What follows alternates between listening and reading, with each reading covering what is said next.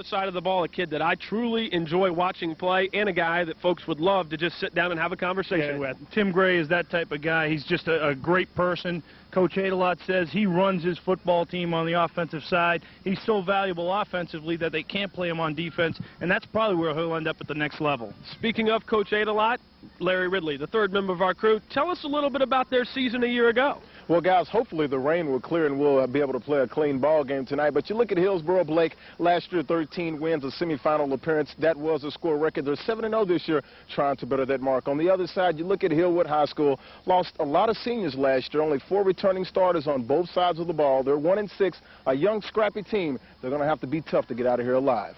Thank you very much, Larry. We'll take a break. Come back with the opening kickoff of the Chevrolet High School Football Game of the Week.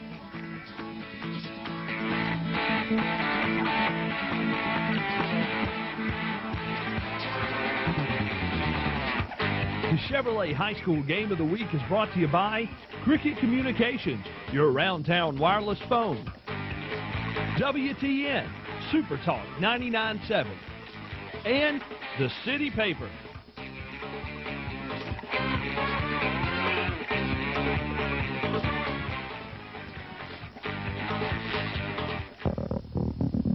Looking for a real power trip? Chevy's moving to 2001 metal. 1,500 cash back or 2.9 APR on Chevy Suburban. 1,500 cash back or 2.9 APR on Tahoe. That's right, tough guy. Big cash back or low APR financing. We'll give you the power. The question is, are you going to use it? Make your money count now at your Chevy dealer. I just moved into my apartment, but I got the basics covered. Food, electricity, cable. You know it. But no home phone. Know why? Because nobody wants to talk to you? No, smart guy. Because Cricket's the only phone I need. It's just $29.95 a month for all my local calls. So with Cricket, I don't need anything else. Except furniture. Now, new customers get a Nokia phone for $39.95 with mail-in rebate and a free month of service. And good evening. Welcome back to Hillsboro High School. Just moments before the opening kickoff and a night where you may have a chance to see the best 4A team in the state, a team that has won 20 of their last 21 football games, only a semifinal loss to Memphis East a year ago in the L column for Ron Adelot's squad. They welcome in Jerry Link's team from Hillwood, and Hillsboro will receive the opening kickoff. Eric Collins set to kick off for the Toppers, and back deep a host of players, including Chris Woods, who is an absolute speedster. We saw him practice a couple of days ago, Pat. He gets outside, there's not many that are going to catch him. We watched this whole team practice on Tuesday, and I was very impressed with the discipline and just the manner in which they practiced on the field. Undefeated Hillsboro set to get the football first. A rainy, wet evening here in the Green Hills area. Busy night in high school football. We'll keep you posted. The Battle of the Borough, Riverdale and Oakland, Hendersonville and Gallatin battling tonight, CPA and FRA. All kinds of big games. We'll keep you updated throughout the night. It's a short kick, going to be taken at about the 25-yard line. Up the middle goes Hillsboro, and this return will go all the way out to midfield. That's Calvin Bryant, the fullback, only a sophomore. He takes it, and now Tim Gray and company come trotting onto the football field, only 52 yards away from pay dirt. Great opening field position. Gray the third, Randolph, John Henry headed to Knoxville, Scott, Tabling, and Sanders up front for Hillsboro. Gray, the quarterback, we'll talk about him a lot tonight. Tibbs, Petty, Price, and Aaron Scott, who won't see much action as far as the football is concerned, but is key blocking down the football field. Your favorite, the wing T. You're going to see Gray. He's a master now. Coach Adelot told us, hey, without him, we don't go anywhere. Run off the right side is Brian Price, and you'll see a whole bunch of different guys in the backfield. Taking a look at Jerry Link's defense on the opposite side of the ball for the Toppers, Wilson, Gillian, Poff, and Lavender up front. Those four will have their hands full. Johnson, Palms, and Brown, the linebacking core, a young group of defenders. And in the backfield, free safety and quarterback, Daniel Adams, we'll keep our eye on. Look for him to bump up to that outside linebacker spot a whole bunch. Wing T formation again. Gray will throw on second down, and one hops it out to his intended receiver, Aaron Scott. A bit of a surprise, a throw early. I don't think you're going to see many of them, and you'll see I think you'll see Coach Adelot go for it on fourth down if he doesn't pick it up here, as long as he has a reasonable distance to go. One thing to keep in mind, next week, this football team travels to take on Overton Thursday night. Overton has 2 assistants from Ron Adelot's staff that are there. They may try and work on some different things to try and throw them off a little bit. Right, and we saw Overton a few weeks ago, and they were pretty good. Third, we'll call it a long 6 for Tim Gray in Hillsboro. Penalty flags come flying, and Pat, I think we're going to get an illegal motion, and not the way Ron Adelot's club wanted to start this game. No, it really isn't, and you're surprised because it's such a disciplined football team. I told you we saw them on Tuesday, and I was impressed. The way practice was run, the manner in which it was run, you know, the discipline that was used throughout the practice. You know, you expect those things from a football team that runs the wing T. They never want to get into a situation where they're scrambling. Tim Gray only attempting 3 passes per game, already 1 here, and now in a throwing situation. 3rd and 11. Gray will throw, has a man open downfield, complete, enough for a first down, and Hillsboro's off to the races. And Pat, we've got our first touchdown of the night. When you see a great block downfield too. Aaron Scott, the touchdown, 54 yards. Tim Gray, completion. Scott makes a move, and in high school football, more times than not, you're going to get one-on-one coverage. Right. You see here, Gray drops back. He knows Aaron Scott's wide open, hits him, comes back to the football. Defensive back plays the ball instead of the man, and lo and behold, we're talking 6-zip right away. You talk about it, and Titan fans will recognize this. 3rd and long, get off the football field. That's right. And right there, Hillwood wasn't able to do it. 3rd down conversions are critical, and that was a big one right there. The extra point is up and good, and Ron Adelot's team struggles a bit early, but then they get the big play on a pass. Yeah, you can't even call that a struggle. That was pretty quick. We'll take a break, come back on the Chevrolet High School Football Game of the Week.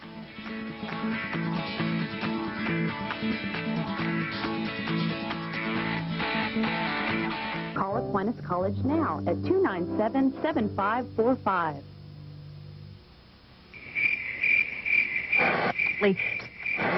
Number to call.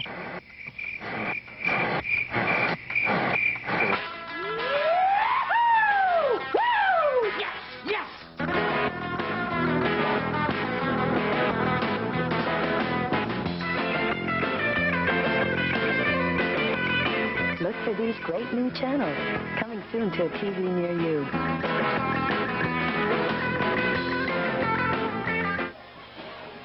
And Pat, just like that, a little bit of arena league there. Yeah, one missed tackle. There's not a lot of safety help in high school football. Well, like I said, the defender tried to play the ball instead of the man in that situation, and you know, he gave him too much of a cushion. Scott came back, made a good catch, turn up and go. Elliott Holt set to kick off for Hillsboro as their defense that went the first few games of the season without giving up any points will trot onto the football field here. You're gonna see a defensive clinic right here by Hillsboro. They're very, very stingy defensively. Left-footed kick, a good one. This one will go back to the 2-yard line, and that's where Hillwood will bring it out. It's got some running room and a nice open field tackle, Pat. And when you talk about open field tackles, Brian Price, an excellent one there. Brian Price is a good football player.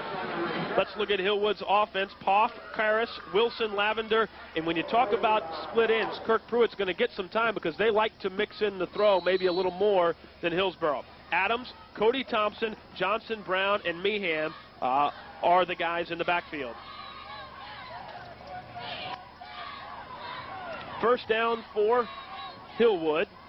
They'll run the speed sweep around the outside, and there's that disciplined defense you were talking about. I'll tell you, the corners, we watched them in practice too on Tuesday, and those guys there were not only fundamentally sound versus the pass, but you watch them tackle, and it was a clinic there, and Chris Russell shows you how they teach it here in Hillsboro. And it's got to help as a young defender playing against an offense like yours. It's got to help. Absolutely. Price, Bryant, Tabling, and Henry. John Henry also the center and defensive end. Tibbs, Fisher Jr. People think he'll be playing in the SEC and maybe on Sunday someday. The linebacking core for Hillsboro. They'll run a bit of a reverse around the right side, and again, not much running room and a host of tacklers there to bring down the ball carrier. That time it was Travarius Maples. Play 1, -8. Play 2, -1. Not a good start. It is not. Jerry Link, the longtime coach at Hillwood, some success in the early 90s, now battling through some things over the last couple of years. His kids will play hard. He continued to say that when we talked to him all week. My kids will play hard. 3rd and long. Passing situation, comes across the middle, incomplete, and you want to talk about a big-time hit. That's our guy. Hey, we mentioned him, Walter Fisher Jr., and if Tim Gray wasn't such a leader as a quarterback, he would have been the guy we focused on in Let me pregame. tell you right now, Tim Gray comes across the Tim Gray, I'm sorry about that. Our man Fisher Jr. Fisher Jr. just lays out the receiver coming across the middle. There's no question what he's playing. He's playing the man, and Michael Meehan is feeling that one. Aaron Scott, who has the 1 touchdown of the game, back deep, standing at his about midfield. He'll be able to run up and try and make this play. He'll let it hop, and now he's going to get away from it. The ball dies at the Hillwood 47-yard line, and that's where Tim Gray will take over again. Here he comes again, and you can expect some great things again. Larry... This wing tee is pretty impressive. Larry wants to talk now. Let's Larry Ridley standing by on the sideline. Larry, what do you have for us? Blake, real quick, a defensive breakdown for Hillwood last series. They only had 10 men on the line. They only had 10 men in the ball game. Also, they're playing a 3-deep coverage. They're playing that wrong, so watch out for Hillwood. They only had 10 men on the field. Back to you. Thank you, Larry. Not good. It is not. Bit of a change here. 10 versus 11. Let's see. They got 2 receivers. They got 11 now. And 2 receivers split wide for Hillsboro. They'll run the option to the right side. All kinds of running room outside. And slammed down on the opposite side is Marcellus Tibbs, excuse me. When you talk about speed, and that's the thing that Ron Adelot talked about a lot, is anywhere you go on his team, he's got some speed. These guys got some speed now. Don't kid yourself. And right here, Tibbs comes around the edge. Doesn't pick up anything. Brown's giving a little payback to the Hillsboro Burrows right here. He says, hey, you guys laid out my boy. It's time for me to give you some. Chris Russell wide to the wide side as the receiver here. Gray will throw on 2nd down, intended for Russell through his hands. Had him open on a bit of a quick slant, and after you beat a guy downfield one time, come back there, he had him wide open through the hands. It should have been a legal procedure on that play. Looked like the receiver was stepping up to the line just before the ball was snapped. Here, Gray drops back, looks for Russell, a little bit high and inside. Still, you can still come down with that. You touch it, you catch it. 3rd, and we'll call it a long 4.5, maybe 5 for Hillsboro on their 2nd offensive drive, leading 7-0 here in this Region 5 4A battle. Wing tee set again. We see it a lot. Motion man. They'll give to the first man through. Up near the 1st down marker, and I think they'll have it. Brian Price, the fullback, bangs his way through, and that's the other thing you talk about. We saw it with Centennial. We've seen it with a host of teams this season. If you've got a fullback who can make plays like that, it opens the outside up that much When you more. run the wing tee, you've got to keep the defense honest. And what I mean by that is when you feed the fullback, what you're doing is you're forcing those inside guys not to bail out and go play the option and go play the pitch man. So they got to stay home, and when your fullback's picking up 6 yards, they really better stay home. And when they start staying home, that's when Tim Gray's at his best, getting it outside. Leads the team with 9 touchdowns already on this young season. Gray will throw for the 3rd time tonight. Screen pass intended for Tibbs, nowhere to be found. Yeah, a little bit. Yeah, he let it out there a little bit, and you could see the linebacker had a shot at taking that back the other way, but he's playing the man too. They've thrown it a little more than we had expected here early. Kind of surprising, and I'm sure it's kind of the plan that it is Coach Adelot wants to try to slow them down a little bit, slow the game down, and give his guys a chance to do some different things. Maybe give Overton, next week's opponent, a little bit of a different look. And when you look down the road in this Region 5 4A, it's one of the few regions that's got the 2 5-team clusters. As you look at Jerry Link, the head coach at Hillwood. 2nd and 10. They'll give around the right side, and there, again, when you have the blockers up front, we talk about John Henry. He's verbally committed to the University of Tennessee. 6'5", 300-pound center. It's not every day you see centers like that. I mean, that's what you want to see. Here, Tibbs takes it, little speed sweep around the right side, cuts it back, picks up 5, 6, 7 yards, another 1st down. Nope, 3rd down, sorry, 3rd and 3. 3rd and short. Same formation, and now all of a sudden you've got a couple of things outside. You've completed a couple of passes. Your fullback's done a couple of things. If you're Hillwood defensively, what do you try and stop? I'm going to stop Tim Gray because I think he's going to make something happen here himself. Nowhere to go on this. They tried to come back with the counter a bit, and nowhere to go. Hillwood's defense stayed at home, but this was 4-down territory all the way for Ron Adelot. Right, they come with the counter, underneath handoff. Take a look here. Gray, nice job. Really nice job of using the football, disguising the play. You know, unfortunately for Hillwood, number 63, and that's Brian Lavender. He stays home and does his job, and it's critical. When you play this wing T, you better be very disciplined. Darius Petty on the carry that time, and now on 4th down, they will go for it. Price is the tailback, Gray under center, one receiver to the wide side. They'll give around the right side to Petty, nowhere to go, and Hillwood's defense with a big stop. Absolutely, that's a big play, and look at who gets involved in this one, our man Daniel Adams, number 4.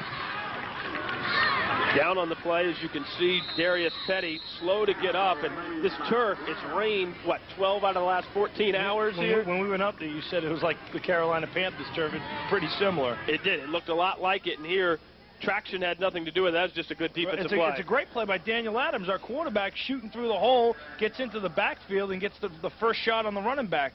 Petty here, we saw him in practice with a bad knee, a little bit gimping. You know, this was his first game back, and it looks like it might be the same knee. As you can see there, a big brace on his right knee. We'll take a break, come back, and see if the Toppers can get some things going offensively on the Chevrolet High School Football Game of the Week.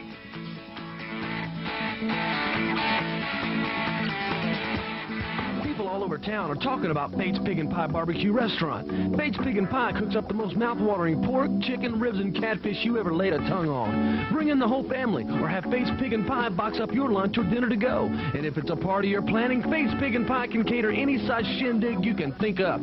Let Bates do all the work while you get all the credit. For Nashville's best butts, give Bates Pig and Pie a call at 356-3060 or stop in next to the Super Walmart at 7108 Charlotte Pike. In this time of need, the American Red Cross is profoundly grateful for your generous outpouring of support. A long period of uncertainty and recovery awaits us all. Thanks to your contributions, the American Red Cross is providing life-saving assistance, including food, shelter, grief counseling, and precious blood. We still need your help. Please call 1-800-HELP-NOW to offer your financial support. Thank you. Together, we can save a life. And welcome back to Hillsboro. A big stop on 4th down for Jerry Link's squad. And about a team that hasn't had much success over the last couple of years, it's important for them offensively to just move the ball and get some first downs here to gain some confidence. Yeah, they really do. They have to, you know, Daniel Adams has to lead this team and get a few first downs right now because field position, if they keep it down this end, I'll tell you right now, Hillsboro's not going to miss many opportunities on this side of the football field. Adams, a tough kid, 6'3", 195-pound junior. As we've talked about, made a big play there. He is also the free safety. He's banged up a little bit, as you can see the tape. This ball's going to be an incomplete pass here as they tried to run a bit of an option out of the shotgun formation and nowhere to go. Yeah, I mean, look at the penetration by the defensive lineman for Hillsboro. I mean, they're into the backfield quicker than Adams gets the snap. Pat, I want you to keep your eye on Walter Fisher, Jr. This is a guy, as you see, number 6 there in the middle. No one touches him. Even if this is a completed pass, there's no running room. I mean, that's going to be very painful for the running back in that one.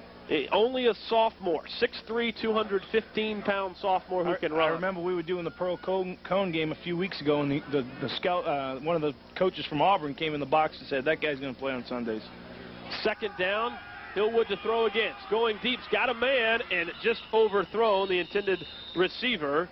Step for step defensively for Hillsboro was Chris Russell, but had a step. I mean, you had a chance. Right. It'd take a perfect pass, and in these conditions, that's a tough throw. Let me tell you, Coach Adelot, I like his game plan defensively. He locks up his corners on the 2 wide receivers, plays man-to-man, lets his free safety play center field to go help whichever one he thinks he needs to help, and away they go. They're bringing the rest of the house and letting them all move around up front. Now 3rd and 10 for Hillwood. 3 receivers set for Mr. Adams. Daniel will throw, sets up the screen, and a big play. You talk about quick hands defensively. They're going to rule this a fumble, Pat. What? I'm not sure how this is. They've ruled this a fumble. No, the linesman here is ruling it an incomplete. I think They gave the touchdown signal on this, and if I'm Jerry Link, you've got to go nuts here. I'm going to be kind of upset right now. I think they have to rule this an incomplete pass. We'll wait and see. It was a screen pass set up on 3rd and 10, as you can see here. Right. It looks, you can see Joe Sanders. Right. I think that they're thinking because the defensive lineman knocks it backwards that it's a lateral. It's an incomplete pass. It should be an incomplete pass. Because the defensive lineman, yeah, okay, here they go. Your buddy makes the right call. Sisk. Well, that's our clock guy for the Cats. He's a referee in Arena. That's right. He's a referee in Arena 2 also, and he's a good ref. I like what they did, though. You think about the officiating crew. They got together. They talked about it. Who deflected the ball? Was it forward? Was it backwards? Come up with the right decision. Bring it on back, and let's play football. Good job, referees. See that? And they talked last week like we made fun of them. And a good play by Joe Sanders as well, the defensive end, to knock that ball down. Right, over there. No question about it. Another punt for Hillwood here early. Back deep for Hillsboro, Aaron Scott. Scott won't have a chance to return this one either, as it will bounce and go out of bounds right inside the Hillsboro 40. They'll mark it down at the 39-yard line, and that's where Tim Gray and company will take over. Yeah, Coach Link, this is not a good start for Coach Link. He's got to get the ball offensively. Further, yeah. Defensively, they've done a good job, actually. The first series, they kind of slowed him down a little bit. Second series had a big stop. Right now, Coach Link has to get the ball on that side of the football field. You have to make Hillsboro drive. Slow down the pace of the game. Watch up front. We'll keep our eye throughout the evening, as I know there are a ton of Vols fans of number 77. You see him there. He's the center, John Henry, 6'5", 300-plus pounds, also plays defensive end, verbally committed to play with Philip Fulmer and company. Here you see Gray on the keeper. He's off to the races, Pat. In the open field to the 45, 40. Breaks a tackle to the 30. Breaks another tackle inside the 20. Two more broken tackles. He's not done. And, Pat, we've got a touchdown. Hey, let me tell you right now, that is why he's what he is. He might be one of the better players in the state. He really may be. I mean, 61 yards. He is a cut above. You got to see this run one more time. It's incredible. And how much of it, though? Tim Gray, and you know what kind of kid he is, but let's count the missed tackles as well. Comes down, well, you know, hey, don't take anything away from Tim Gray. They're missed tackles, but they're also broken tackles. Watch out. Good blocks Stiff downfield. arm right there. Keeps his feet going. Another one keeps his feet going. Take a look. Another one. Another one. Look at him. Using good judgment with the football, protecting it. Great block downfield by number 3 right there. Tibbs hustling down, helping his quarterback, and now we're sitting here 14. Shane Randolph, the guard, got out in front. The receivers, some blocks downfield, but Tim Gray, 61-yard touchdown run, and now the Burros on top 14-0 with 5.5 minutes to go. He really, you know, what a gentleman. You know, we said it best earlier in the program. I mean, he's the president of the FCA. Just a good kid. He's great to talk to. Very intelligent, 4.0 student. Whatever university gets that kid, it's going to be a credit to the university. I tell you what, Pat, a story that when I first met him last year, and then he told the story again earlier this year about when he was over at Walgreens, right across the street here. He had an FCA shirt, and an older lady needed some help getting something off the top. He helped it. He said the week later, his coach called him into his office and said, "Yes, Coach, what can I do for you?" The lady had written a letter about what a quality kid he was and how he had helped her do everything, and that's the kind of guy Tim Gray is. Now, he's a special kid. I told you, whatever university gets that kid, it's going to be a credit to them, and they have made a great move. I'll tell you that right now. Very good friends with another former Burro, Alvin Fite, who's now playing up with Andy McCullum at MTSU, a linebacker fullback here a year ago. He's playing there, and I know the MTSU folks would love to get their hands on this type of athlete and type of kid. I mean, the type of athlete, of course, they're looking at him that way, but like I said, you're talking about a great student, too. Elliott Holt set to kick off for Hillsboro, 14-0. McKissick, Mario McKissick back deep for Hillwood. McKissick won't have a chance at this one as this goes into the right corner of the end zone. Brought up along the left sideline, got some running room, and a nice return by Cody Thompson, a sophomore. He's buried out of bounds, but good field position. All right, that's a big, Jerry Link's let me tell you right now, that's a big return for Thompson. He better get up that sideline. He does, and now at least they have a chance with decent field position. Larry Ridley standing by on the sideline. Blake, got a quick injury update for you for Hillsboro. Darius Petty, this is his second game back. He had an MCL sprain a couple of games ago. He hurt that knee September 7th against Stratford. So this is his second game back. He re-injured the knee. Look for him to get back into the ball game. Back to you. Now the Hillsboro defense trots back on, and again, we talked about John Henry up front, and size-wise is what Tennessee likes. You look at him just standing there next to the officials, number 77 for the Burros, at 6'5", 300-plus pounds, size like that's something you can't teach. No, you can't teach it, you can't coach it. Either you grow or you don't grow. First down, best field position thus far for Jerry Link's squad. 5 minutes plus to go in the opening frame. Look at all the bodies in the box. A lot of people in that box. Option to the right side, keeper, and nowhere to go. Man, number 6 again. It's a lot like, Pat, and not to compare, but it's a lot like the Titans. When they're going and looking, they go up to the line of scrimmage, and there's 8, 9 guys in the box. Some things just don't work. These guys, I mean, they know what's going on. They're going to run that wing tee, and right here, good penetration by Henry, and then our man Fisher Jr. wraps him up, takes him down. No gain. Daniel Adams and company, the Topper offense, trying to get things going here. He's got Pruitt to the short side right, the lone receiver, matched up one-on-one. Locking him up, one-on-one. With Chris Russell, the speedster. Everybody else in the box looking for the run, and that's what they do. Run the football, a couple of broken tackles, and here come the rest of the Burros. Walter Fisher again. Watch. Well, you know what's great? If you watch what's going on here, the defensive linemen are taking all the linemen out of the picture. Ray Lewis. And Walter Fisher's going sideline to sideline. He's going to make, I'll tell you right now, he don't miss many tackles, and he's not missing this one either. And you look, John Henry usually takes 2 guys up front. Right. He's not having to fight off any blockers. He's just being able to run to the football. Walter Fisher's going to make a lot of tackles tonight. And someday he's going to make a lot of money if he stays healthy and keeps working. Heck of a sophomore and a heck of an athlete is number 6 for Hillsboro. 3rd and 9 for Jerry Link's squad. Going to play a little, they're going to lock up on these 2 wide receivers wide.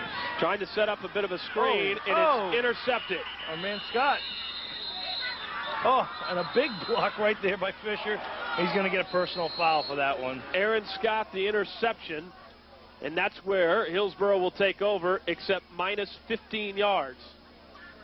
Right here. Our man Adams drops back. I don't know what he's trying to get it to. I think he's trying to get a slant, but they played press coverage on the wide guy, and the wide guy couldn't get off the jam. No slant. The ball's turned over, minus 15 yards. It should be. They will get after the interception. Our man Ron Sisk. Good job, Ron. We got personal foul. Should I do the commentary for him? No. You shouldn't. 15 yards will move it back, but an interception by Mr. Aaron Scott. It's like a punt. The interception and the penalty. It was third down. It was third down. It's like a punt. They throw the ball 10 yards. They move it 15 back. 25-yard punt. 14-0. Hillsboro on top with the football. 3:34 to go in the first. Tim Gray and company will take over on their own 44-yard line. Eek. One receiver to the short side, and the wing tee set. He'll throw on first down. Gray's going deep. Got a man just out of the reach, but you like it. Say the theory. Brian Morrow goes deep. What do you do? Throw long. He let it out there. I mean, that's up to Morrow to go get it. I mean, that's how you do it. As a quarterback, you get it out there, and you hope the receiver runs under it and goes and gets it. I think a big part of why they're throwing the ball so much is they're setting up for next week, too. Don't kid yourself. Coach Adelot knows next week's game is a jumbo for him against Overton. And Coach Link, he's out there fighting along and trying to get his guys to continue fighting. Look at how deep his free safety is. He's 20 yards back. Brian Price will not get it. They'll run the counter here and nowhere to go. Tripped up in the backfield. Really, Chris Woods. Good job. That was really a good job by the defense of Hillwood. Like Coach Link said, they're fighting, and they're getting off the football pretty good, and they're getting into the backfield and forcing Hillsboro to try different things, and maybe that's another reason why they're throwing the football. Big play right there by number 56. That's Clarence Wilson, a guy that Coach Link likes a whole bunch. 3rd and 10 for Hillsboro. Tim Gray, the senior leader under center. He's got Aaron Scott wide to the right, one-on-one. Gray will roll that way, shake a tackle, hurdle one of his men, and now be brought down from behind. An athletic move by Tim Gray, but nowhere to go. Right. And a couple of different folks there, Chris Brown included. Chris Brown really, as a sophomore, has had a pretty good game. He's made a couple impact tackles, and this is a pretty big one right here. You like the leap right here. Good football play. Yeah, he's a fighter. Good job by Brown, though. Look at the tenacity. You know, he just keeps coming and keeps coming and keeps coming, and now he's got to help return this punt, and hopefully we'll see what happens. Lavender was there as well for the defense. Elliott Holt, the lefty, set the punt for the first time. One hop snap, picked up. Really good job. Gets off a good punt, high hanger, and it's that's fumbled. Not good. Get and on it falls right back on it. Hey, that's enormous. No question about it. Back deep for Hillwood. Didn't even give us a chance to let him know, but Cody Thompson hit him, bounced, right back to him. Yeah, Cody slips here. Watch him. He goes down, and it's like, uh-oh, we're in trouble. Where's the ball? Okay, get on top of that. McKissick, a good block there as well. Good job. It's really a good play by McKissick and a big play by Thompson to get back on the football. One of the reasons you have two men back deep. First down for Hillwood. Daniel Adams under center. Motion man, they'll fake the speed sweep, and Adams under pressure in the backfield. Nowhere to go. Tried a little play action. Brian Morrow, another guy that some Division I schools are looking at. He's only a junior. 5'10", 170-plus pounds. This is what amazes me. Look at it. When you look at their football team, they only have 6 seniors. 6. For an undefeated football team with 6 seniors, that's pretty good. That's not good there. Down on the field, quarterback Daniel Adams is down in the backfield, and Coach Link and the training staff taking a look. This is not a good sign. He's been banged up over the last couple of weeks. I asked about the tape on his wrist, and he looked like he was ready to fight Tyson. A couple of guys joked, said, "Hey, he's taped together. I mean, we got to hold him together." I mean, his hands were literally taped up. I mean, like he was about to go into a boxing match, and that's not a good sign. 1 minute 42 seconds to go. And look at the guys in the huddle. You can see the sense of urgency on these guys in the huddle. Larry Ridley standing by down on the sidelines. Larry, what do you have for us? Hey, I talked to Coach Link earlier in the week, and he also told me about Adams, a very, very scrappy kid, tough kid, as you and Pat have alluded to earlier. They can't afford to get him hurt, so it's going to be interesting to see if he can bounce back and get back into the ball game. Back to you. Thank you, Larry. Daniel Adams off to the sidelines, 6'3", 195-pound junior being helped off. We'll have to wait and see who they go with at the quarterback spot.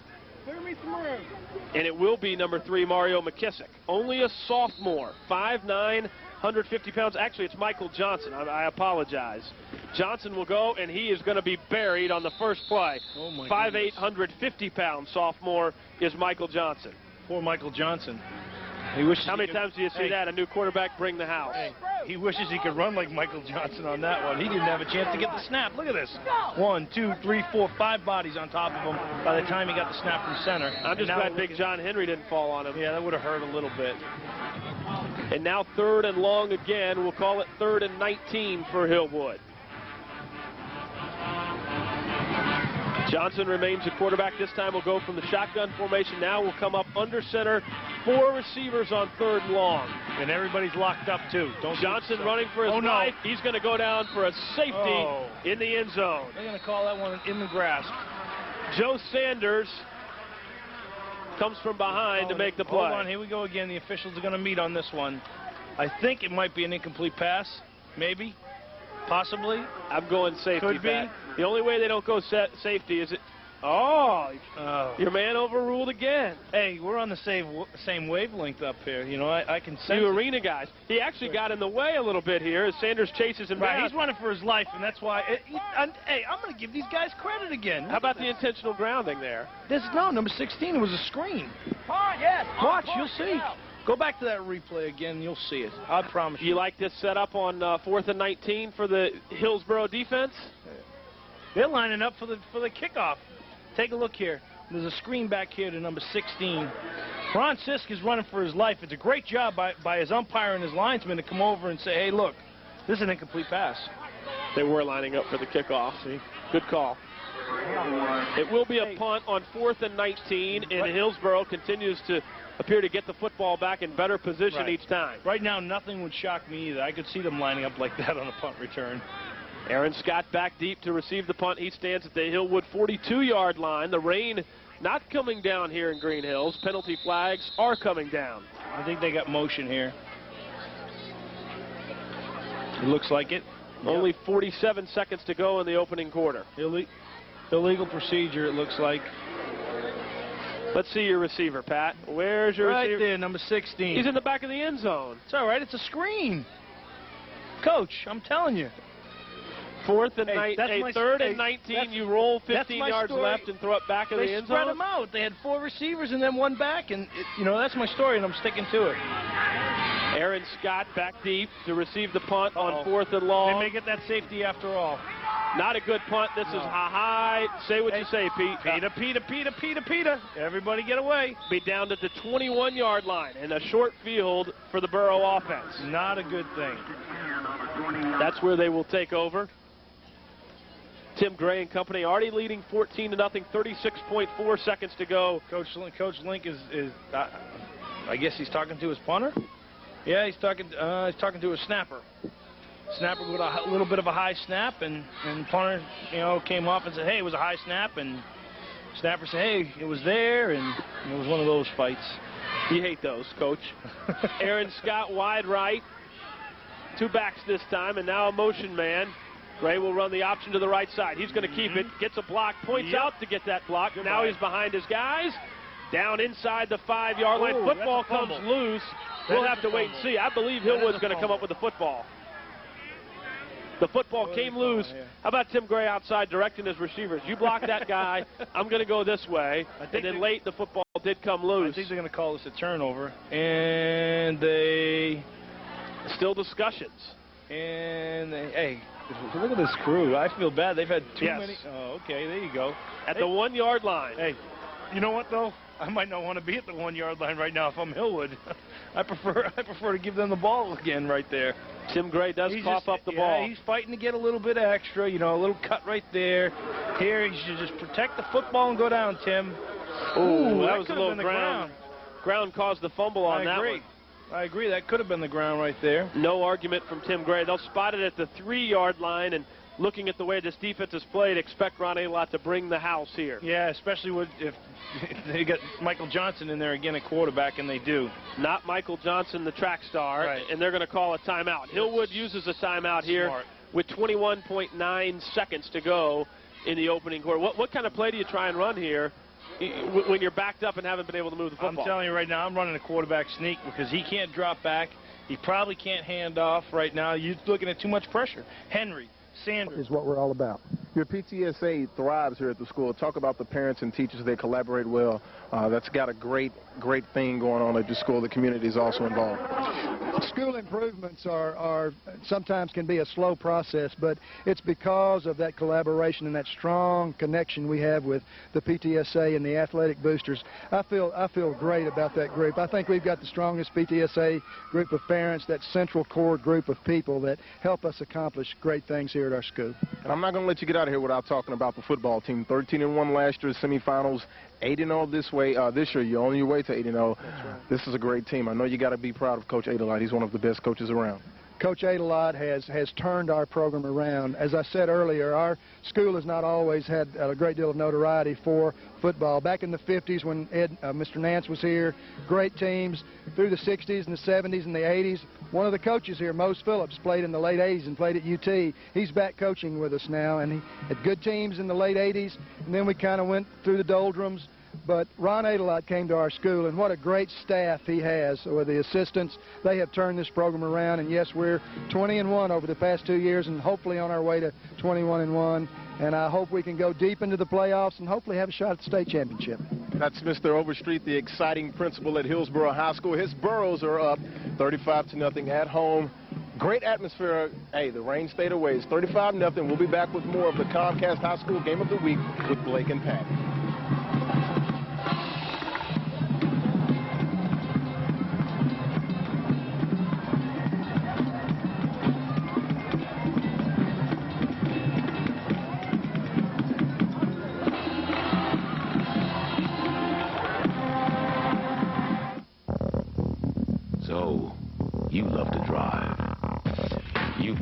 amateur match. Chevy's moving the 2001 medal. $2,000 cash back on Chevy Cavalier with standard air and anti-lock brakes. Yeah, that's right. $2,000 cash back. Don't you just love when everything comes together? Make your money count now at your local Chevy dealer. Aquinas College, dedicated to a tradition of academic excellence and Christian values. We will meet your educational needs. Aquinas offers a baccalaureate business program, 4-year teacher education degree, an associate nursing degree, an RN to BSN nursing program, liberal arts associate degree, and our adult weekend college. At Aquinas, you'll receive an affordable education with a low student-teacher ratio. Call Aquinas College now at 297-7545.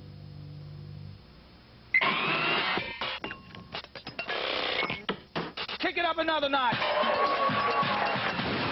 4, 9.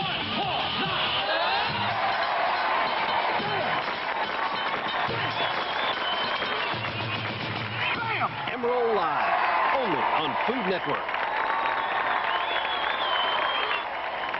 Watch the Food Network now on Comcast Channel 54. Brought to you by Kroger. Let's go Krogering. And welcome back to Hillsboro High School. 35-0 the score. And Pat, when you look at that first half, it was a half that was totally dominated from start to finish. Well, Hillsboro is that good of a football team, you know, and they're out to prove it tonight. They're a very good offensive unit. They're a superior defensive unit. They are speed personified. I mean, you look at a bunch of guys running around. They're big up front. They're strong up front. Coach Ron Adelot has himself a pretty good football team. No question about it. Throughout that first half, a half dominated by the Burros.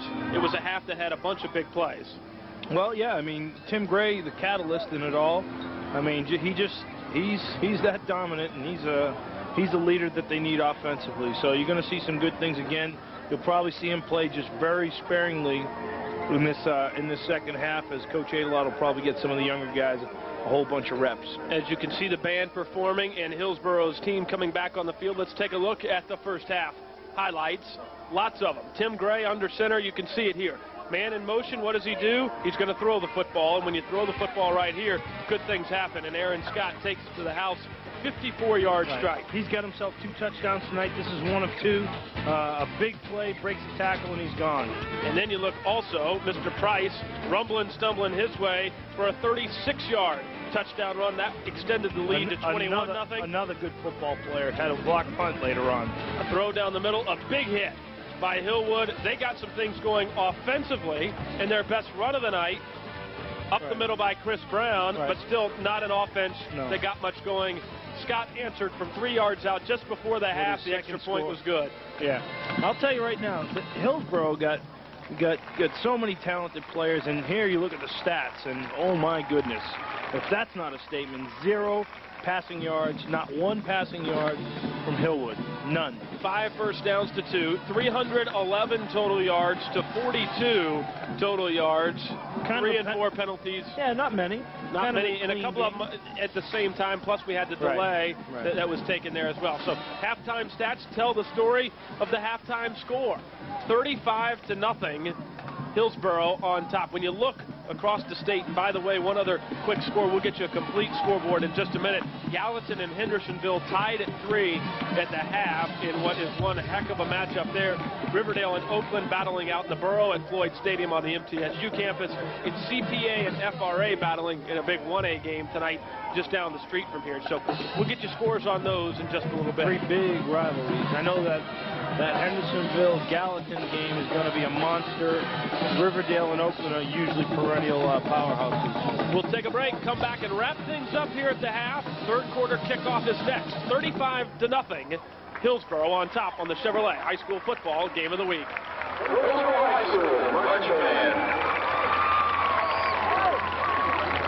Remember made apple pies, children playing in the backyard, an old front porch swing.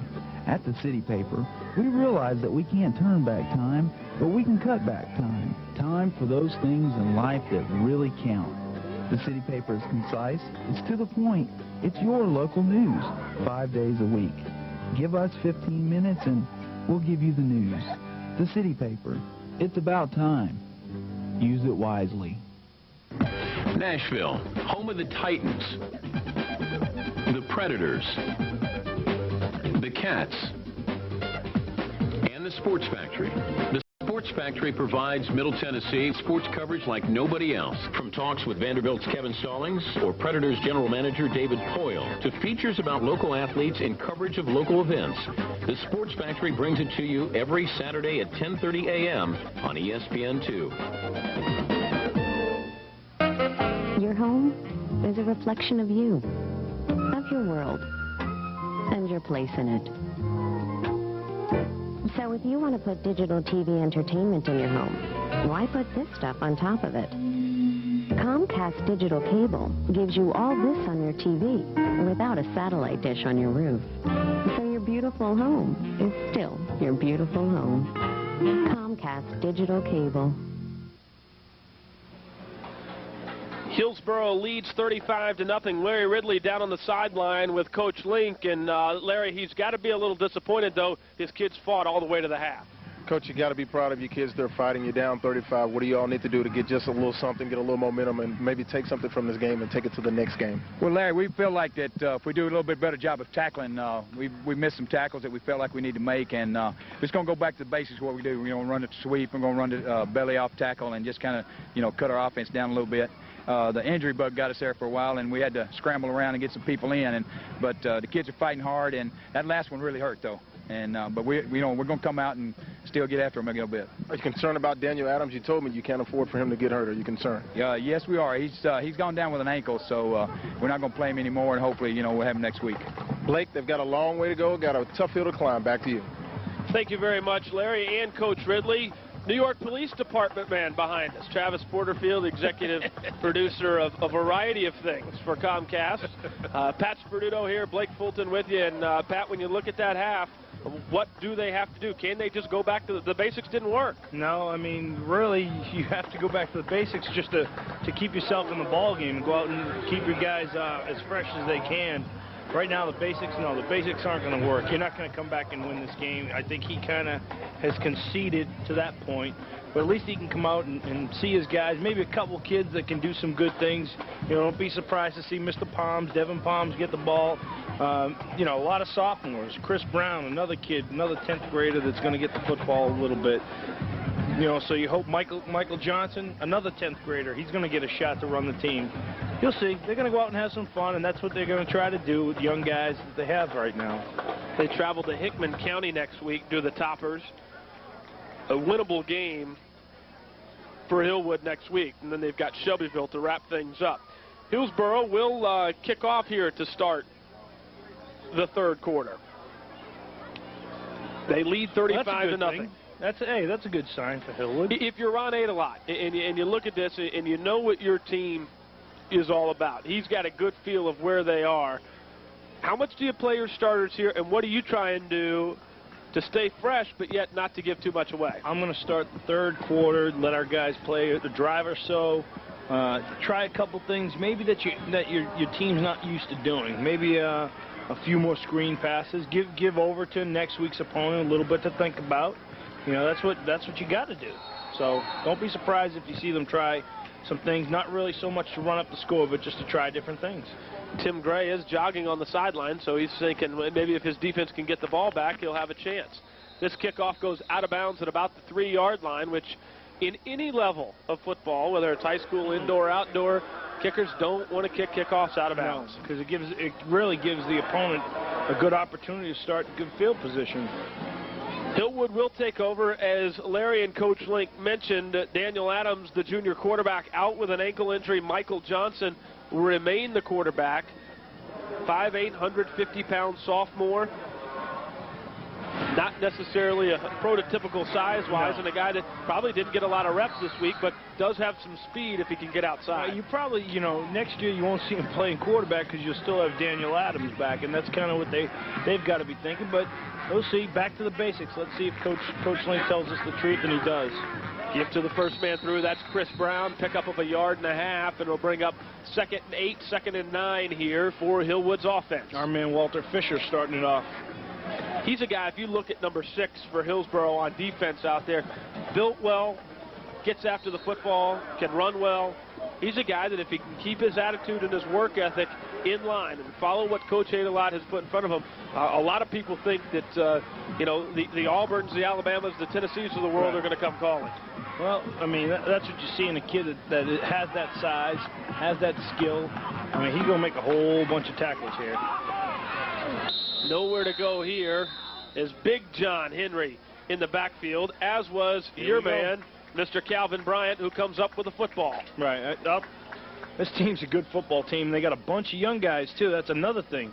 Calvin Bryant, just a sophomore. Our man Fisher, a sophomore. Tibbs, a sophomore. You see there, Chris Brown wasn't looking for the football. He was thinking that Johnson would keep it. Brown doesn't take the handoff. It's laid on the turf, and that's where Tim Gray and company trot back onto the field to take over. Starting offense out there for the Burros, leading 35-0, 10.5 minutes to go in the third quarter. Look for Mr. Price to get the football right here, the fullback. Motion man, they do give it to your man. Nope, Gray's going to keep it. Option Nice to the action. left side. He keeps it, picks up 5, 6, 7 yards on first down. And, hey, we talk about it. Football's a pretty simple game. You block up front, you execute, and you get 5 or 6 yards on first down, you're tough to stop. Really good action by Tim Gray right here. Rides his fullback, pulls it back out, and takes it up the field for 6 yards. 2nd and 4. Hillsboro's opening drive following the turnover here in the third quarter.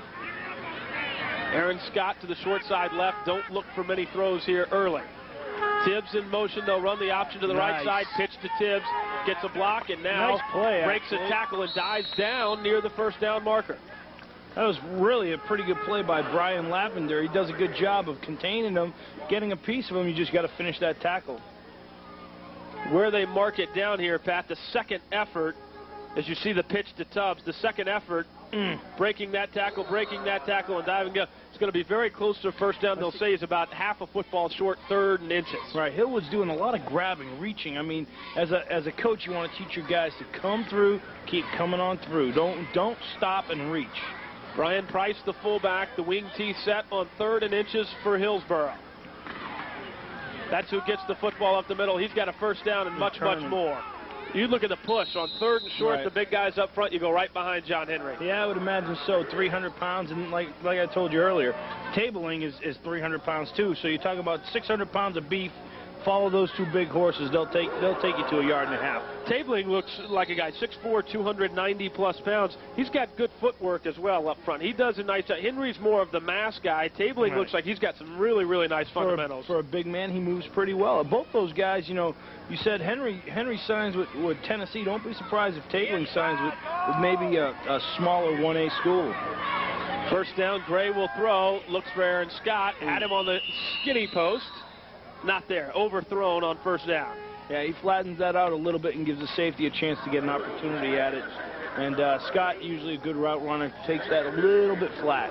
Is there anything you can do defensively? I mean, 3rd and short and on goal line situations, they're giving it to one of their big fullbacks. Brian at 255 running behind 2 300-pounders on that right side. Yeah, well, you should be getting a yard at least every time. Well, you can gap it up. I mean, that's what I'm sure a coach is thinking, let's gap it up. Well, then all of a sudden you gap it up, and outside Gray just keeps it and takes it back outside on you, and you're dead.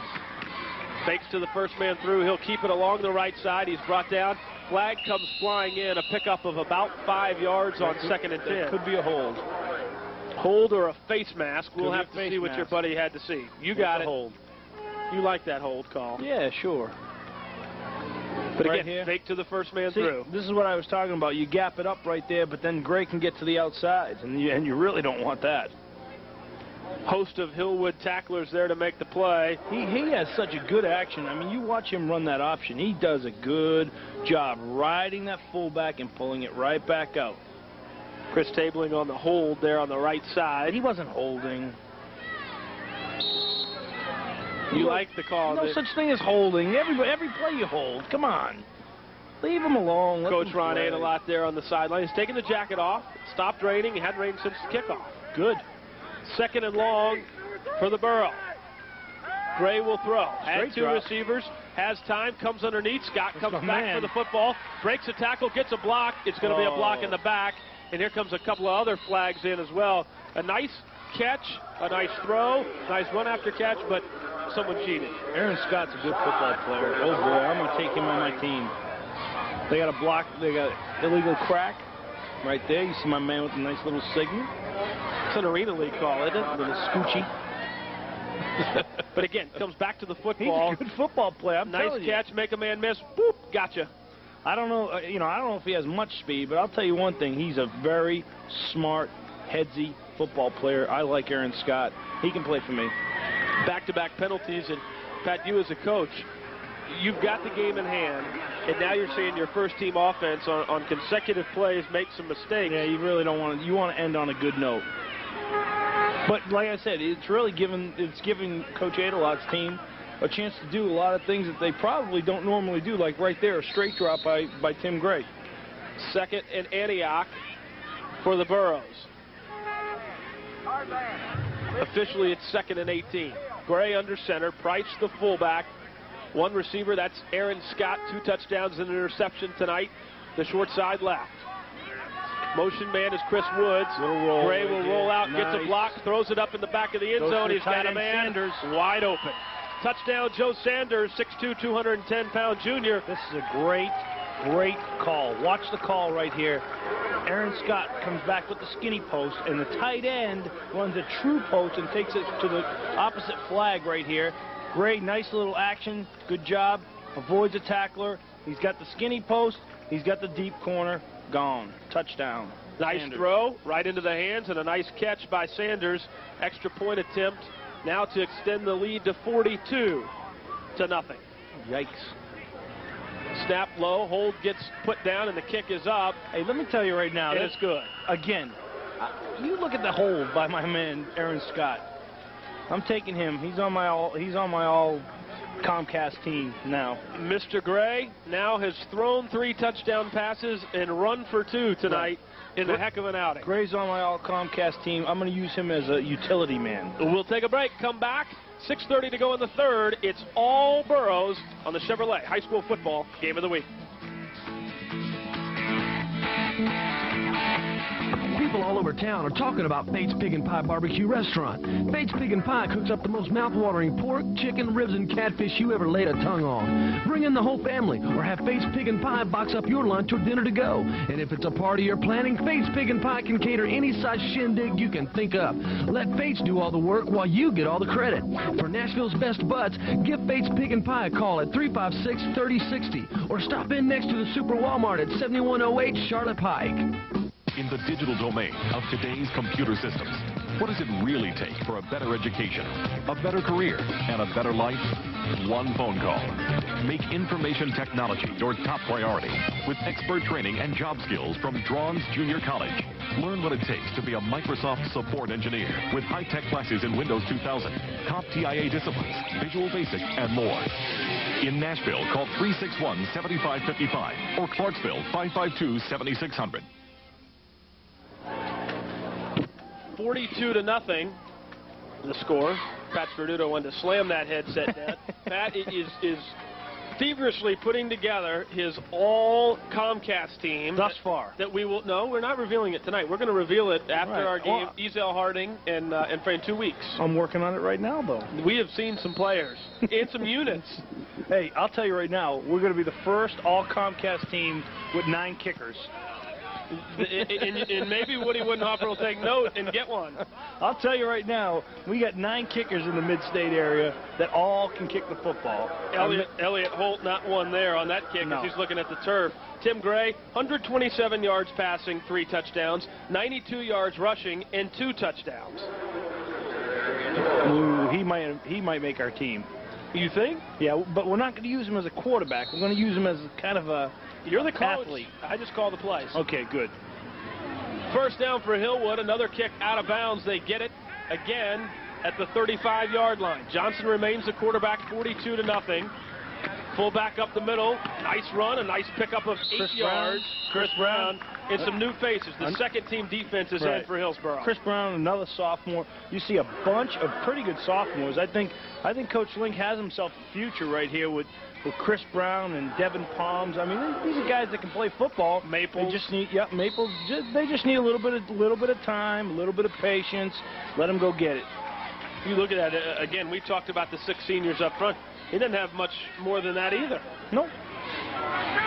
Second and short for Hillwood. Mid-third quarter here on the Chevrolet Game of the Week. Again, second and short, nowhere to go. Maybe back to the line of scrimmage. And they'll bring up third and short for the Toppers. You like putting this team together, don't you? Oh, yeah, I'm working on it. I can't remember the running back there. Clayton. Wait, no. Clayton Cook. No, wait. You cannot reveal this. Shh. Okay. We're going to keep we're going to turn this into something. Okay, we're going to make We're going to get them trophies, maybe. You know what? I think if we can get the guy with the NYPD hat, he might be able to. Forget that. I'm going to go do it myself. I'm going to Comcast this week. Get that done. You tend to get things done around there quicker than most. Third and short, to give up the middle. Going to get the first down. Hillwood will move the chains. That's the goal there. 42-0, 4 minutes to go. Let's move the chains and get some things that when we take into the tape room, we can say, look, here's when you did things right. Here's what we can build on. You hit it on the head right there. You go into this game and say, hey, second half, look at our guys. We got a couple sophomores out there. We're going to be a good football team down the road. We might not be potent right now, but we'll be okay down the road. And right here, nice little block. Nice cut right there by Chris Brown. He gets the first down. Let's get a drive going. First down, wing tee set. Michael Johnson, the quarterback, at his own 45-yard line. They'll run the option around the right side, and that's Cody Thompson. Not much running room. They'll pick up a couple. Cody Thompson, another one we didn't mention. Another guy that gets out there, only a sophomore. Right. Well, and I think he's coming up a little bit lame right here. I think Coach Link hit it on the head best earlier today, and even when you talked to him earlier in the week, he said, look, no matter who we play, where we play, what the conditions are, our kids are going to fight from start to finish. Right, and that's what you expect as a coach. I mean, you got a bunch of guys here that want to play football, that want to have some fun. Look at Cody. He's not coming out. I'm not done, Coach. I'm just a sophomore. You'll see me next year. You'll see me my senior year. And maybe I'll make that all Comcast team. Maybe so. Motion man there. Yeah, if Maples was playing for the Cats, it might have been okay in the Arena League, but not here in high school football. You can go towards the line in the Arena League, but no, not in high school football. Sorry about that one. I see you, Ronnie. Nice call. In case someone's just joining us, Ronnie is Ron Sisk, one of the great officials here as part of the TSSAA. And that's another thing maybe we haven't talked about enough. There have been some great officials that we've seen, and you and I are going to go have some fun next Tuesday night and speak to about 200 of them. Ooh, that'll be fun. Hey, we might not make it out. No, I've given them enough guff over the years. Hopefully none of them remember me. 2nd and 13 for Hillwood. Johnson gives to the fullback up the middle. Brown's got nowhere to go, but keeps churning his feet, picks up a couple, maybe back to the original line of scrimmage. Coach Adeloff got some second stringers that are doing pretty well, like number 50 right there, and that's, let's see, what do we got? Terrence Houston does a good job of getting into the backfield. Troy Hathaway, number 74, trots onto the field, 5'11", 265. They got some big boys now.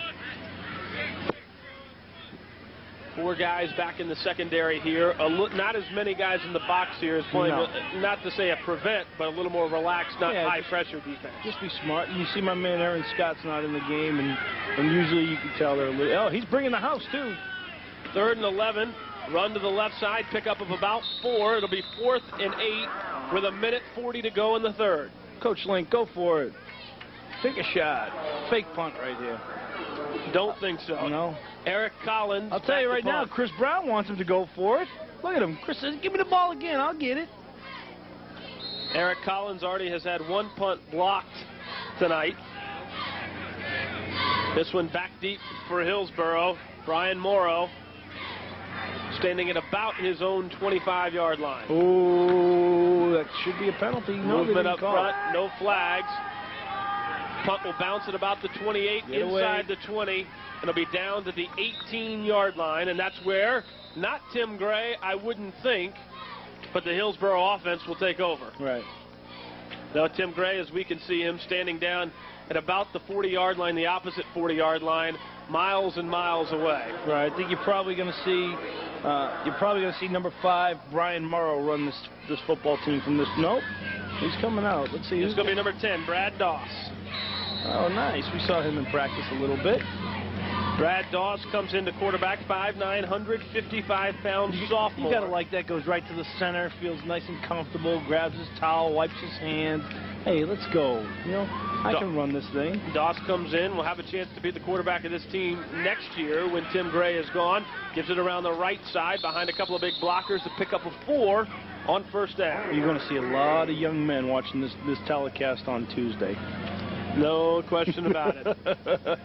So for Coach Adelot's sake, when his kids are watching it, you got to get out there and work a little harder, because I know he's going to be preaching that to them.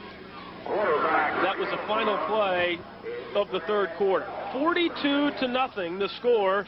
The final play there, Darius Petty around the right side. We've got 12 minutes to go, Mr. Sperduto.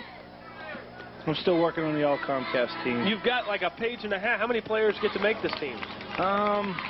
I don't know. I'm the coach. I can pick as many as I want. Maybe 70, and then we'll narrow it down to 35 that we dress. We'll come back with the final 12 minutes on the Chevrolet High School Football Game of the Week.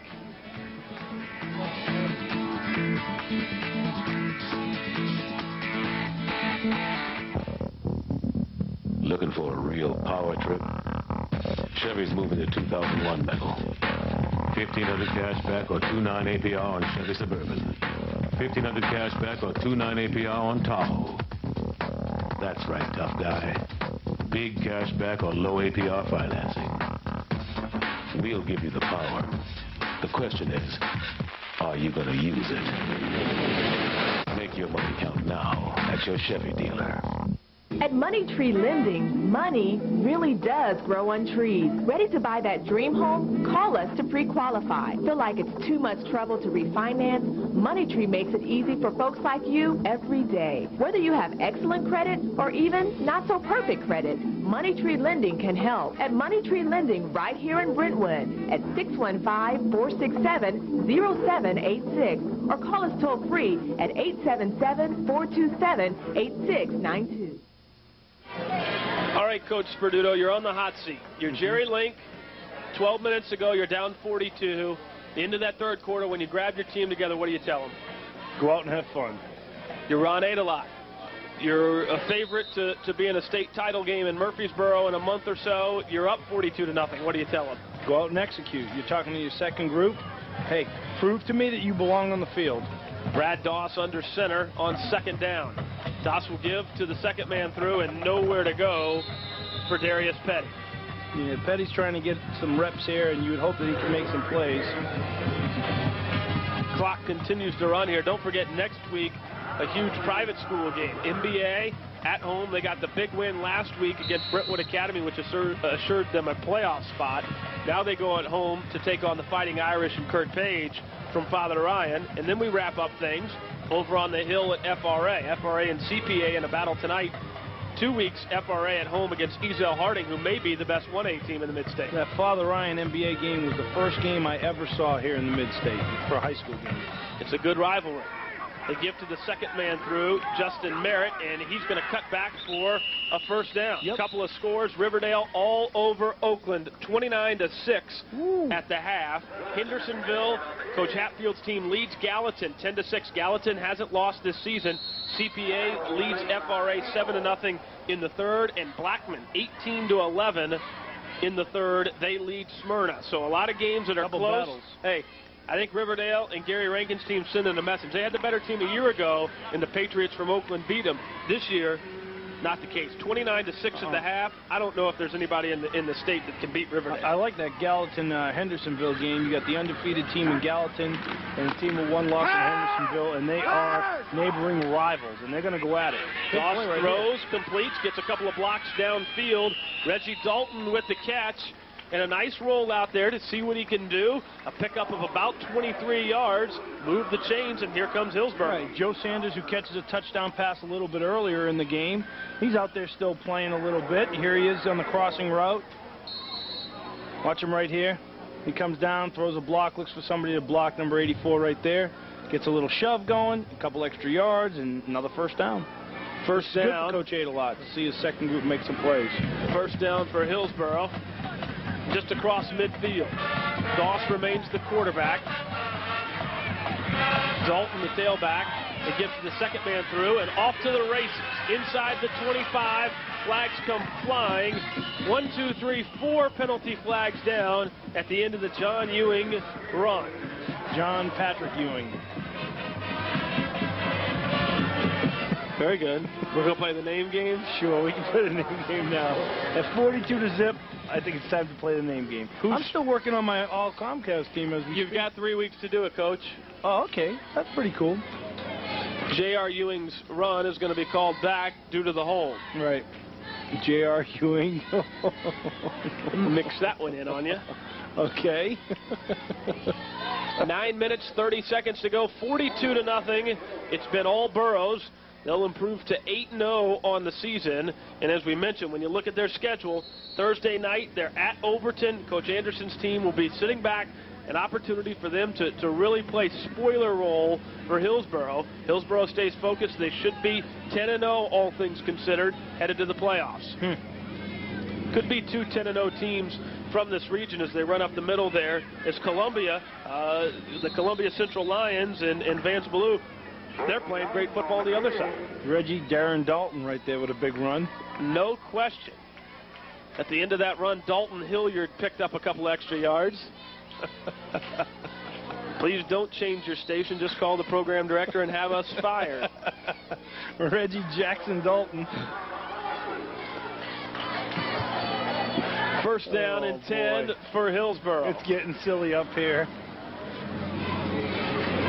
Ron Pats Perduto eats a lot on the sideline. Brad Doss under center, motion man. Fumbles the football. Now he tries to pick it up. And rule number 1, Pat, when the ball's on the turf, what do? Fall on it. Not try and pick it up. He does fortunately get it. You had a player, one of your guys. I don't remember the exact game, but I remember sitting in the booth as Big Daddy Gaddy tried to pick one of those up. He thought it was a pork chop, but he couldn't hold on to it. Hey, you know what I tell everybody? I said, look, whenever you see a big man with the football, I don't care if he's on our team, we're going to tackle him. Because we'd rather have him on the ground than trying to run with it. That time, fortunately for Doss's sake, he did fall on the football. Picked up a yard, actually. It's now 2nd and 9. Clock runs under 8 minutes to go in the game. Give to the fullback up the middle. It's Dalton again. He busts through a tackle and down near a first down and right at the 20-yard line. This Dalton kid, when you look at Reggie Dalton, he's a guy that's run hard here. He's only a junior again. Another pup. 6 seniors, and sure, Henry's one of them. Yes, Tim Gray is one of them. Aaron Scott's one of them. Tabling. They lose arguably 5 or 6 of their best players on the roster, but you still have numbers, and that's key in high school sports. You lose 5 or 6 starters that are seniors. Guess what? You still have a whole bunch. You have 15 others that are going to be coming. 1st and 10 from the 21-yard line. Clock continues to run. Joss doing a nice job letting the play clock run all the way down as close as he can. Now motion man, give to Dalton again up the middle. He's going to be brought down after a pickup of a couple. Right. You want to give one player that you're guaranteeing on your all Comcast I'm team? going to give it up then. You start. I got 4 kickers. Oh, yeah, Tim Gray's going to make my team, absolutely. Not as a quarterback. I'm going to use him as an athlete. Utility, the Jose Kendo of your team. Yeah, I'm going to line him up maybe in punting formation, have him take off with it, that type of stuff. I'm going to do some crazy things with him. Try some stuff. Why not, right? I got 4 kickers. What am I going to do with them all? I'm going to line up 4 snappers, 4 holders, and 4 kickers. 12 guys on the field for one play, and they're not going to know who's going to kick the field goal. 2nd and 8 from the 19 for Hillsboro. Doss takes it, gives it to the second man through. This particular time around the right side is John Patrick Ewing. Nice. I had to give yourself credit. That's my line. Clock continues to run, and now the clock starting to wind down as we near the 6-minute mark in the 4th quarter. relatively quick game. We'll probably go right at about 2 hours, 20 minutes. All right, Brad M.S. Doss is doing pretty good right there, running that football team. I thought it was maybe Brad DeLoss Dodge, the athletic director at the University of Texas. Oh, look at him. Nice. Milk that clock a little bit. Reggie Dalton, the lone back in the wing back set. Uh-oh. Hillwood jumps the hard count, and actually, nice. You may have had a linebacker coming up on a blitz, hit his lineman, and knock him into the offensive line. Not good. That was, oh my goodness. Well, it was J.B. Burse. I don't want to say number 61's name, because it looks like it might have been number 61. I can't even say his name. Try that one. Harita, not Rita, the travel agent for the Cats. No. Or Marita. Oh, look at that. You see the linebacker, he tries to grab him. 3rd and 1 now as we near the 5-minute mark. Doss under center, 3rd and 1 from the 11-yard line. Hillsboro leads 42-0 here on the Chevrolet Game of the Week. Oh. Dalton up the middle. He's going to break a couple of tackles down inside the 5. Fumbled the football. We'll have to wait and see who comes up with it. I believe the Burros will hold on to this football, and that's why. Looks like Hillwood's got it. No, the Burros got it. They were excited. Hillwood's going. They're running off. Here's our man right here, Reggie Dalton, bookstore. Pounding in there. Hold on. Helmet the ball. Hold on. Football does come loose. I think that is a fumble.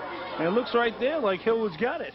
The bottom of the pile, anything can happen. 4 minutes, 50 seconds to go. 1st and goal from the 4 for the Burros. Doss under center. He's got Dalton behind him. Doss will quarterback sneak it up the middle. He'll be right near the goal line, and they're going to rule him down. Flags down on the play. I think they got motion right here. I think they got illegal procedure on the offense. Nope, they got holding on the offense. How about that? Tough to hold on a quarterback sneak. What are you going to do? Right here, Doss just ducks his head, says, hey, I'm going to try to get in myself. Tim Gray can get in 3 times. I'm getting in a couple myself. And you have to give Ron Adelot some credit as well as a coach that he could have easily have left his starters in this game. Oh, yeah. And probably put up 60 points in this game. This drive here is going on about 5.5 minutes of just basically runs right up the middle. Right. He would have put up 60 points very easily. Good to see from coaches, as there are some coaches in town who don't have the same amount of class that these two coaches have shown tonight. Doss under center as we go under 4 minutes. Penalty moves it back to 1st and goal from the 12. Doss will give it around the left side. This time it's Drew Randolph, and he'll be brought down inside the 10. Penalty flags come flying again. You see my man Drew Willie Randolph right there. Very nice. J.D. Drew Randolph is that playing tonight for the Cardinals. Is Willie Randolph before your time? No. Okay, you remember He's him? still coaching for the Yankees. Oh, that's right. See, I remember him about to be out of the playoffs. I remember him as a second baseman. Before my time, Drew Henson Randolph. Not before my time. He's younger than I am. Drew Bledsoe handoff. We don't talk about him on these broadcasts. 1st and goal from the 20. Hillsboro's going the wrong way now. That's okay. A little more room, a little more time. Clock continues to run as we near the 3-minute mark. 42-0. It's been all Burros from the start. It's been the Tim Gray show. 200 yards of total offense, 5 touchdowns tonight for the senior quarterback. He's out of the game. Doss is in, gives to the first man through, and again, Reggie Dalton on the carry. Reggie's getting some reps now. He likes it. And again, this is an opportunity, and sometimes fans or we in the media or friends of guys, let's go out. This is an opportunity. Ron Adelot's paying attention. Coaches watch this because they can obviously look at this and say, hey, not only for next year, but what if someone goes down in the playoffs? Who do you plug in? Hey, get them some reps. Absolutely. As a coach, the last thing you want to do is go into a playoff game and you lose your starting tailback or your starting fullback. Hey, Reggie Dalton, he's got to play. Dalton, another carry down inside the 10-yard line. They'll mark him down at about the 7, where it'll be 3rd and goal from that point, as we'll go under 2 minutes on this play.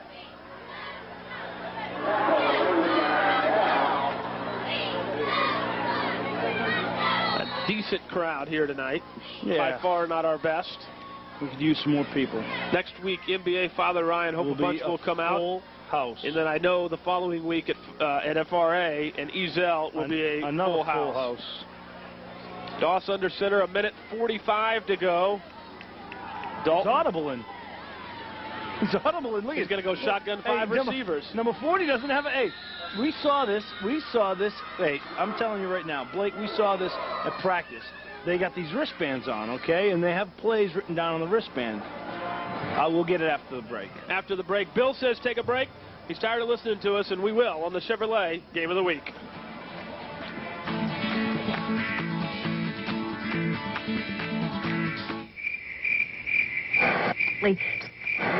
Number to call.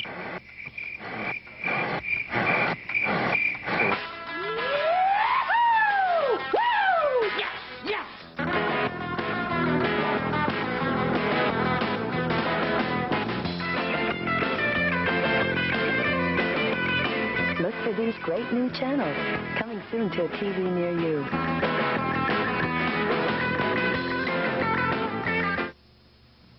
Aquinas College, dedicated to a tradition of academic excellence and Christian values. We will meet your educational needs. Aquinas offers a baccalaureate business program, 4-year teacher education degree, an associate nursing degree, an RN to BSN nursing program, liberal arts associate degree, and our adult weekend college. At Aquinas, you'll receive an affordable education with a low student-teacher ratio. Call Aquinas College now at 297-7545. And we are back. Finish that story, Coach. Well, we came out on Tuesday, and they all had those little wristbands there with the plays written on them, and the quarterback gets under center, and he calls out the adjustment. You know what the adjustment they just made? A new quarterback. Sean Brown is in. Doss tried to audible. They bring Brown in.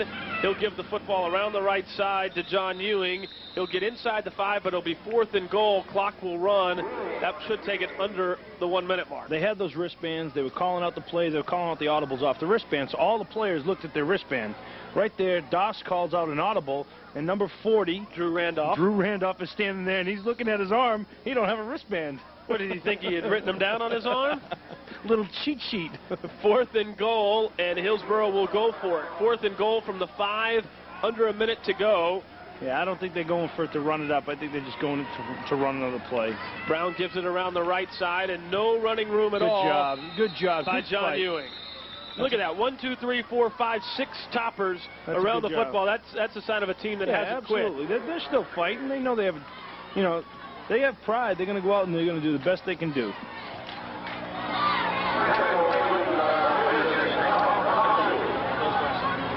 And if you look down on the Hillsboro sideline, right at midfield, John Henry and company, they're doing their best Mississippi State special teams dance. What? Mississippi State special teams does that before they go on the field, and John Henry's leading the charge. Okay. You know what I find interesting about that?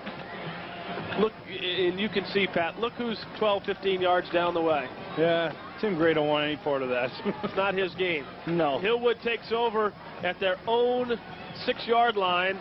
Michael Johnson remains the quarterback. He'll fumble the football, and Hillsboro may have a touchdown, and they do. Ow. A miscommunication on the handoff, and the ball was laid on the turf. And, Pat, I believe we have a touchdown from our man Sean Scott, 6 foot, 290-pound junior. Good for him. Just a miscommunication. You know what? And a bad As a big there. man, look at this. The big man, you got to be happy for him. And he falls back into the end zone. That's right. He did the old flop back in. You got to love him. You got to love that. Good for him. Touchdown. Sean Scott, he'll be taping this game. Actually. Oh, they didn't give it to him.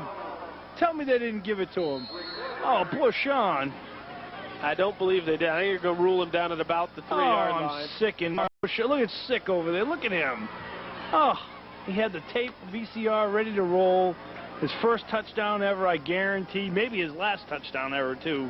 No offense, Sean, but big man, we don't get that many. The final play of the game here. No touchdown. It's still 42-0. Hillsboro will take it on their own 2-yard line and kneel on it. That's the ball game. Good job. From the start, it was the Tim Gray and the Hillsboro show. That was impressive right there. 42-0, the final score.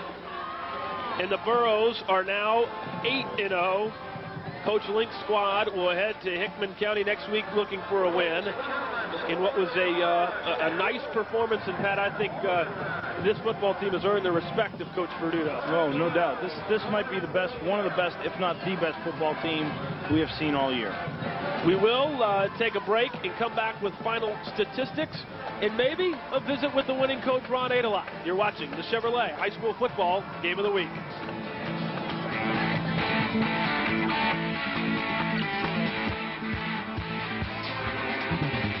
I just moved into my apartment, but I got the basics covered. Food, electricity, cable. You know it. But no home phone. Know why? Because nobody wants to talk to you? No, smart guy.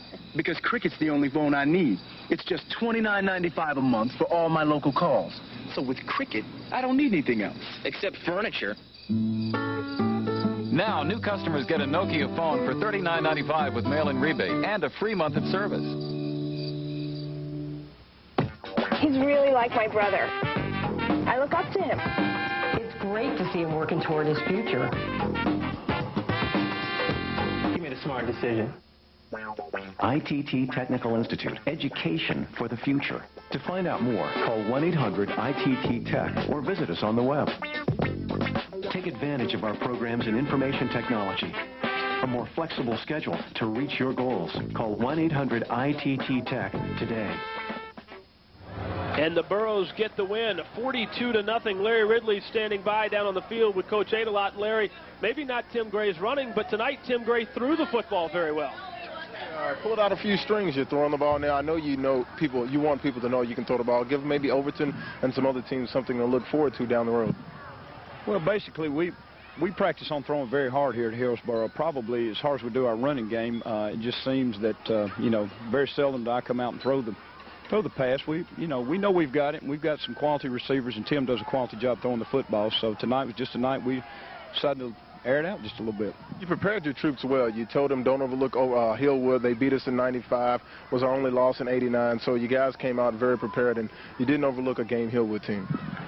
Well, I think good teams, prepare every week. I don't think you can be sky high every week, but I think they prepare, and I think mentally, they know what it takes to get done. They've been here. We walked this road before. Last year we felt like we played down some weeks to competition, and we've stressed this year to try to play an even keel, execute, and do the things we need to do against every opponent. That's Coach Adelot. His team 8-0, big win tonight at home. They're 21-1 the last two seasons. Back to you, Blake. Thank you, Larry, and thanks to Coach Adelot and the entire Hillsboro staff. You like the dancing out there in the? I think it's funny. Both teams. I said that's what I was saying. Both teams are dancing together. Talk to me a little bit. When you look, and we've talked about him all night long, Tim Gray, and we talked about him in the open as our key player, not only as a player, as a person, as the president of the FCA here, a good student. He put on a show tonight. He's just a leader. I mean, see what he does. His team is out there. His second group's out there, and he's out there, just rooting them on and cheering them on and working his way up and down the sideline, giving guys on this team a pat on the butt and letting them know, hey, we're going to keep going. We're going strong. He's a great player. He's a great leader, and Coach Adelot knows that. Don't kid yourself. Don't forget, next week, we're just down the street at MBA. Ricky Bauer's team coming off their big win last week against Brentwood Academy. Now they host Kurt Page and the Father Ryan Fighting Irish in a key battle for playoff seeding as well. That's going to be a war. I mean, I told you it was the first game I saw when I got here to Middle Tennessee as far as a high school game, and it was a rivalry back then, and it's only going to get stronger, tougher, meaner. For Larry Ridley, our sideline reporter, Pat Sperduto, the best color commentator in the business, and by far the best camera crew, we say thank you to the folks here at Hillsboro, and be sure and tune in next week as it's MBA and Father Ryan right here on the Chevrolet High School Football Game of the Week.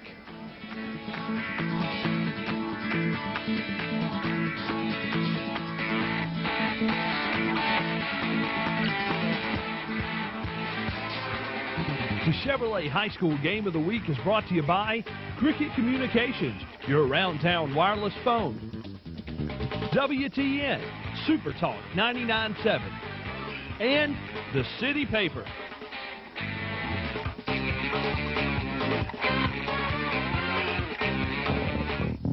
So, you love to drive. You've just met your match. Chevy's moving the 2001 model. $2,000 cash back on Chevy Cavalier with standard air and anti-lock brakes. Yeah, that's right. $2,000 cash back. Don't you just love when everything comes together? Make your money count now at your local Chevy dealer. The game gets passed down.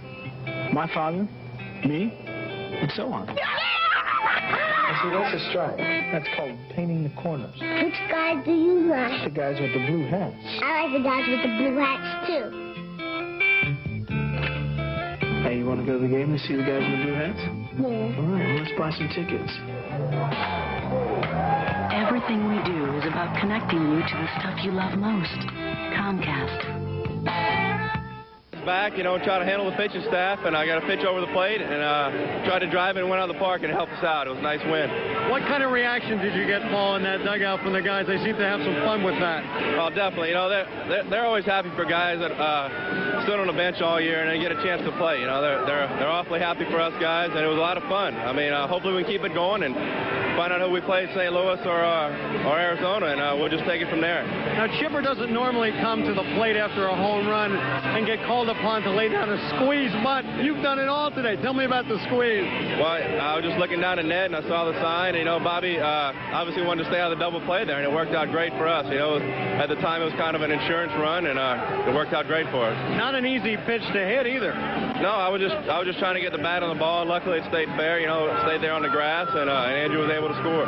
Paul, can you describe your emotions, not only winning this series, but contributing in such a big way, considering the role you've played all year? It feels good personally, but here with the Braves, it's all about team, and they've done it for 10 years in a row, and that proves why, and I'm just happy to step in and get a chance to play. I understand that your wife is expecting any minute now? Yeah, actually on the off day yesterday, I drove home, and she was about to have the baby, but, things happened.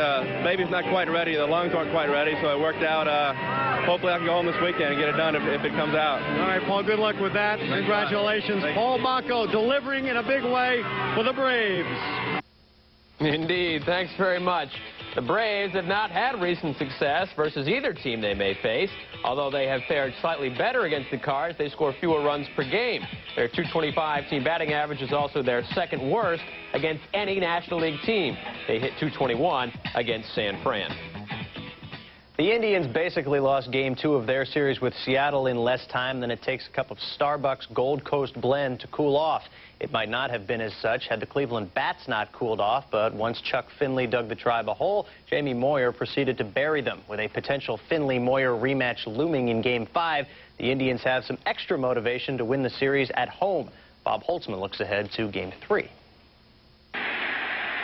In Games 1 and 2, in the shadows of Seattle, the American League's two most powerful offenses were virtually shut down. Saturday in Game 3, the Mariners will start 31-year-old Aaron Seeley, while the Indian starter is 21-year-old rookie CC Sabathia, the youngest pitcher in the majors. I think, I stay calm, whatever happens. That's kind of something I've been working on all year, so, this is, the point where I definitely need to stay calm and just pitch my game. So I think, I'll do a pretty good job of that tomorrow. Well, he's got a good changeup, and he's got a real nice breaking ball. And it's just got to lay off of it. He throws the ball a lot. I saw where he throws a lot of balls out of the strike zone with it. And obviously, if you lay off of it, much the better.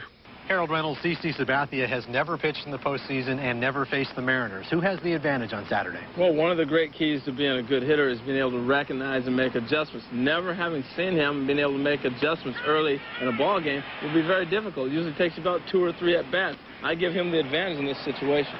Now, the Mariners scored more runs than any other American League team during the regular season. How do they combat Sabathia? Well, you heard Lou Piniella talk about being patient and be disciplined. I think that's a big key for the Mariners. Don't chase pitches out of the zone. Get a good read on him, make him work a little bit. Also, they're a team that manufactures. They will bunt, move runners on. They have to stay within their game plan to be effective. And Jay Buhner will be in left field. Keep in mind, this is a situation in which the Mariners are very comfortable.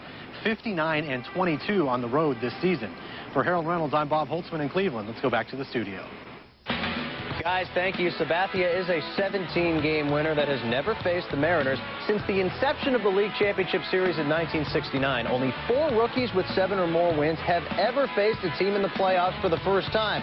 Sabathia will be the 5th, and each of those times, the team that started the rookie has won.